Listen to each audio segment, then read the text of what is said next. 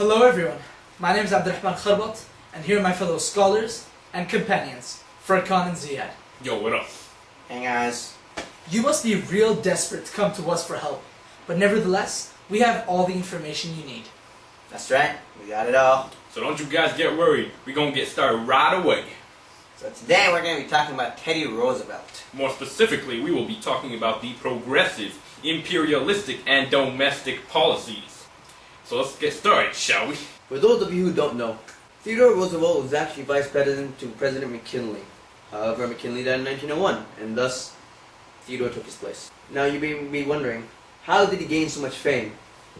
Well, let me tell you. He gained it in the Cuban battle when he fought along with his Rough Riders. And you may also know him because he ran against President Taft in the Bull Moose campaign. And that is why he is known as the guy with the moustache. Moreover, throughout his era as president, he became the champion of the progressive movement, in which we will talk about later, of course. But for now, what you have to know is that he had many domestic policies, which included his square deal, and also foreign policies. Now, as we mentioned before, Roosevelt was a champion of progressivism. Now, what is that? Progressivism is a political and social reform movement that had its roots in the populist and people's parties of the late 1800s. Mostly of the middle class, progressivists fought for social issues such as bad working conditions in the workplace that were further exemplified by muckrakers. Muckrakers was the term Roosevelt used to define the wave of journalists that came who composed exposés over various subjects. Jacob Riis, for example, composed an exposé called How the Other Half Lives, talking about how the 90% really of the people of America that weren't rich lived and how poor and unsanitary their conditions were.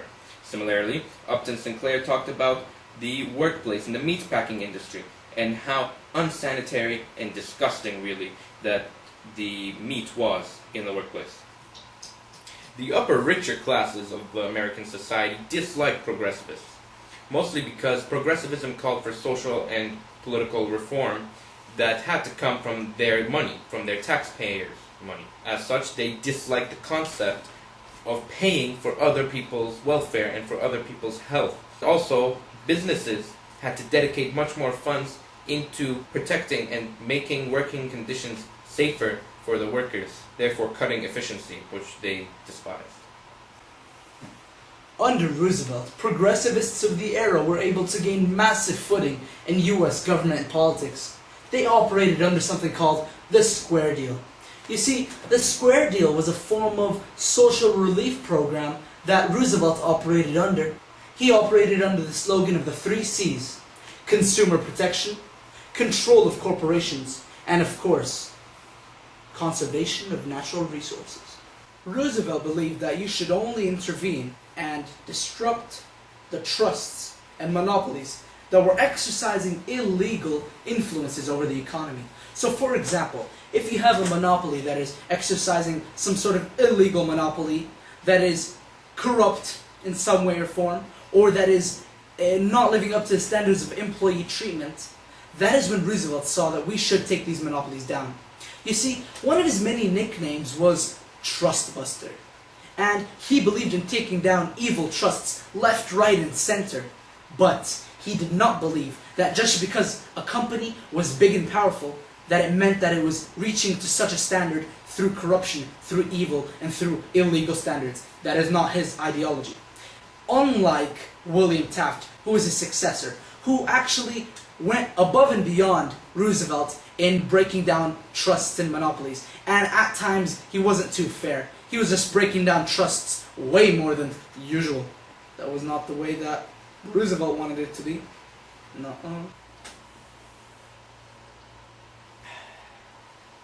The second concept, consumer protection. This arose because businesses were now exploiting their consumers by generating monopolies over all aspects of its industry. Now, this monopoly would take down other businesses, and now these businesses could not produce the products that it did. And it caused an effect. Now that businesses could not produce these goods, only one could, and thus the consumer had to buy its product from that one monopoly, even if that monopoly unnaturally raised its prices. Now, American capitalism is created by competition, and this was a problem because a good economy comes from the competition of fierce businesses. But if virtually an industry could be consumed by a monopoly, there would be no more competition left, and that consumer would have to buy the product made by this monopoly at extremely high rates if they had to. And this is why Teddy Roosevelt tackled them. His last seed, conservation of natural resources, came directly from progressive demands.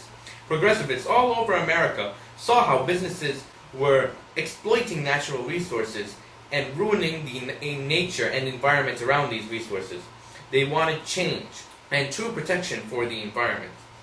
From this desire for change, two groups emerged that combated the issue differently: preservationists and conservationists. Preservationists believed that the government should preserve all natural resources and not ruin the environment around these natural resources without having to use these resources at all. Conservationists, on the other hand, believed that these resources should still be used, but used efficiently and with care, in such a way that not only was nature protected, but also maximum production could be yielded from businesses and companies, such as mining companies.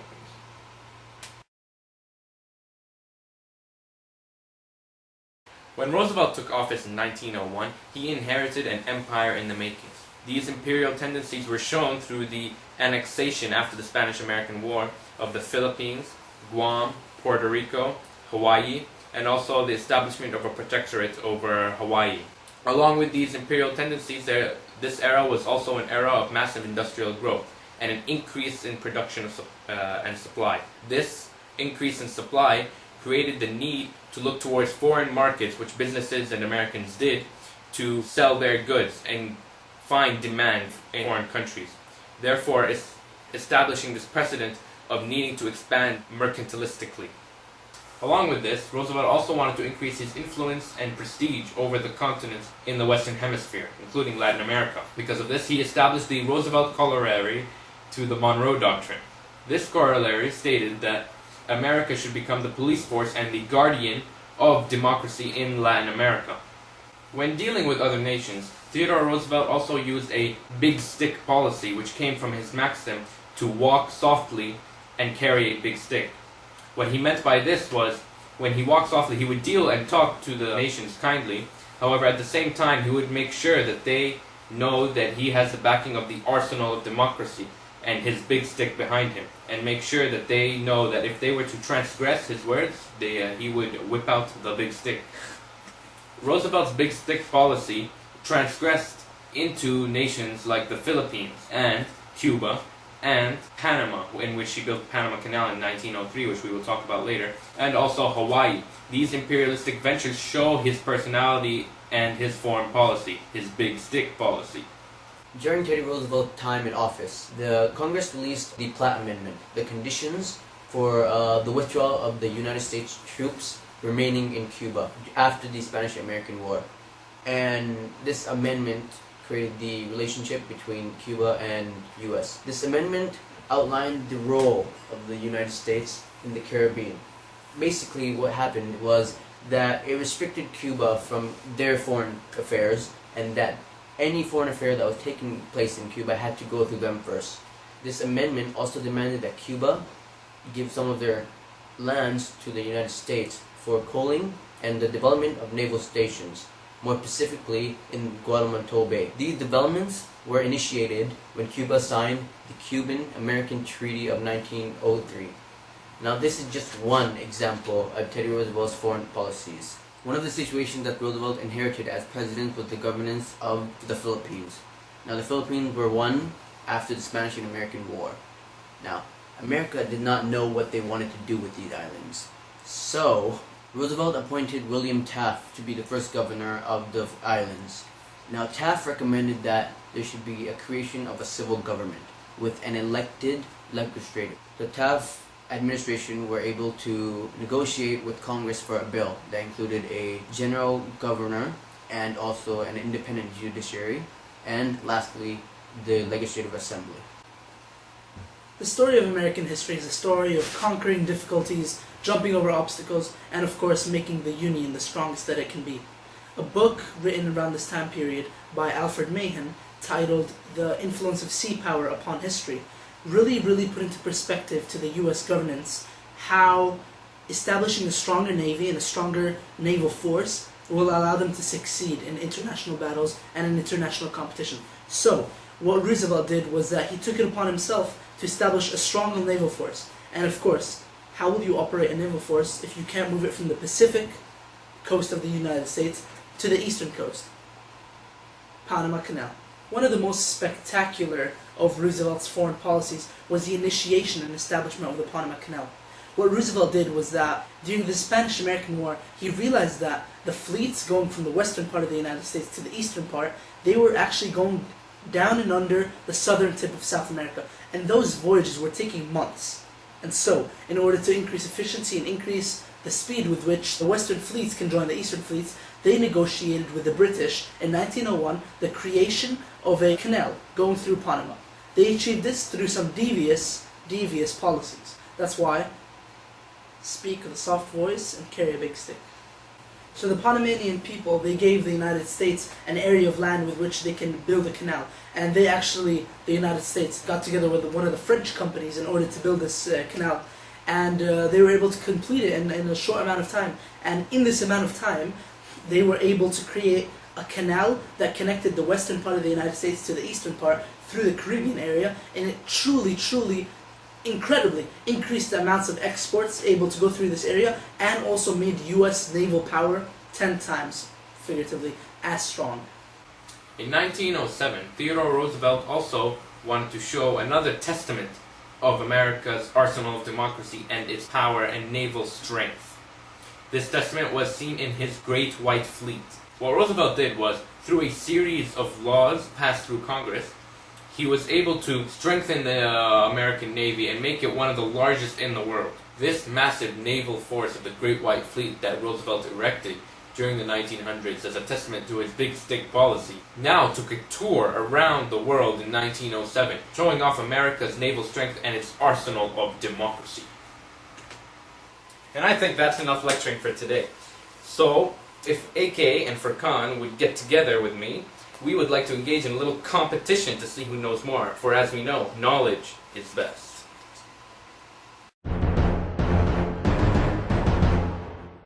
Dude, what are you doing? Dude. Yo, that's not what I meant. You're sitting here. Bro. Bro, take a stand. Alright. Take a stand. Alright. Alright guys, so now we're going to play a little game of Jeopardy to see who knows the best. Obviously I will. Alright boys, so we're about to start our first question, and it's going to be on, what are we going to try? We're going to try Domestic policy. So I think square that's a deal. good idea. We're going to do the square deal. We're good? Get out of here boys. Alright. I'm going to pick square deal for 200. Let's see it. An agency created to monitor and standardize the quality of food, produce, and pharmaceuticals. Tough one. Well, we know it was one of his policies, the 3 C's. He wanted consumer protection. So it would make sense that Theodore Roosevelt instilled some sort of act that would allow for greater protection of foodstuffs and pharmaceuticals. I'm leaning towards, what is the Food and Drug Administration? Am I right, or am I right? You are correct. Alright, AK, that was a good one. But let me take square deal 400. Alrighty, an act that allowed the president to put aside public lands for conservation purposes. Well, we know that Teddy Roosevelt led the square deal, and in one of the square deals was conservation of natural resources. So I'm gonna have to say the Forest Reserve Act. No, Furqan, man, you're gonna get this wrong. Be careful. Yo, trust me, bro. Alright, he also created the U.S. Forest Services for this, alright? But I thought he didn't like preserving things. I thought he only liked efficiency This when act, preserving. actually, was not for preserving, it was for conserving. Oh, well, that makes sense now that you mention it. Furqan is correct. Alright, now it's my turn. I think I'm gonna go for progressivism 400. First federal action against monopolies, extensively used by Roosevelt. Now I know that there was the Sherman Antitrust Act was all used against monopolies, but I'm fairly certain that courts actually used it to break up unions more than they did to break up businesses. So I think I'm going to go for the Clayton Antitrust Act, which I think Roosevelt created as a improvement upon the Sherman Antitrust Act. Yeah. I'm sorry, buddy. I'm sorry, Ziyad. You're wrong. How? How can this be? You see, the Clayton Antitrust Act actually wasn't the first act that was passed by the federal government. It was actually one of the later ones. So That's the true. first one, which fulfills this question, is the Sherman Antitrust Act. Even though it broke up trade unions. Of course, but Roosevelt tried his best to make sure that he attacked only the evil and worst monopolies as part of his New Deal policies. Oh. Square Deal policies. Okay, that makes sense. You know what? I think I'm gonna go with AK over here. But you already got it wrong. You got it wrong. So the scores as they stand are.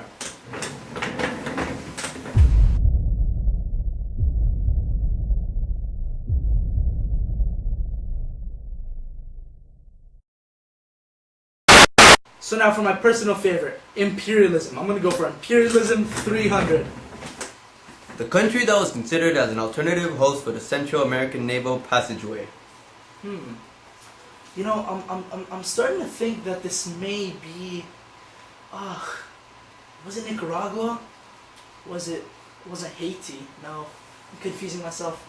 I'm not quite sure. I think it was Nicaragua. Yeah. Go for what you think it is. Use your instincts. My instincts. You know, I'm gonna go for it. My instincts tell me it's Nicaragua. What is Nicaragua? You are correct! So the reason why it's Nicaragua is actually because, as far as I remember, you know, they were debating between Panama and Nicaragua, and they realized that the grounds that they were working on in the Nicaraguan area was actually volcanic, and it was harder to mine. They proved to be more prone to injuries for the workers, and at the same time, Panama proved to be much easier to gain land from, since they were so complacent in being overthrowing the Colombians. So that's why Panama was the one that they chose, and the alternative was indeed Nicaragua. Alright, these guys are getting ahead of me. You know, I've missed enough points as it is. I think I'm gonna go for something easy. How about progressivism for 100? The name of investigative journalists, dubbed by Teddy Roosevelt, which shed light to domestic issues. Oh, this one is easy. This is clearly the yellow journalists who use sensationalism. You guys, Ziyad, what? we have a question for you. Yeah? Go for it. Why are you so stupid? Are you dumb? How, dude? I'm pretty sure it's yellow journalism. Is it not? Please leave. What? Please leave. Come here, Furqan. Take a seat. Take a seat, buddy. Furqan, You know what? Alright, I will. For all of you out there, it's muckrakers. It's not yellow journalism. It's muckrakers. You can go now. Okay. Alright, bye-bye. Alright, I'm just a few points behind AK. If I do this, I could beat him. Alright, I'm gonna go all or nothing. I'm gonna go 500 points for imperialism. The name of the policy used by the Vice President of Teddy Roosevelt, William Taft, which allowed the government to subsidize American industry in China. I know this. What is dollar diplomacy?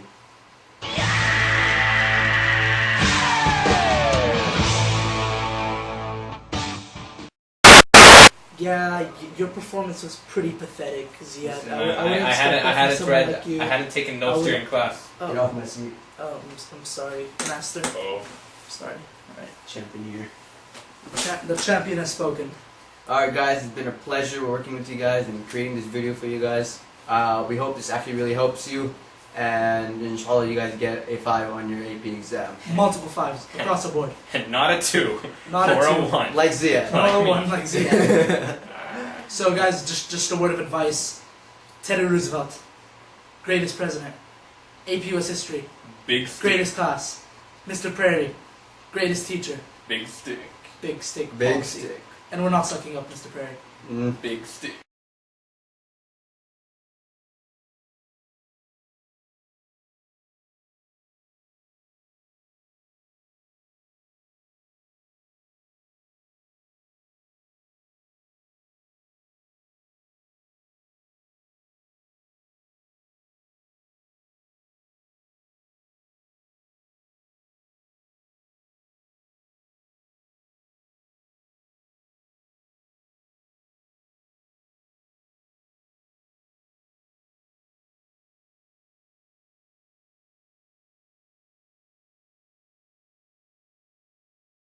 Okay, so Mr. Prairie, this is improv.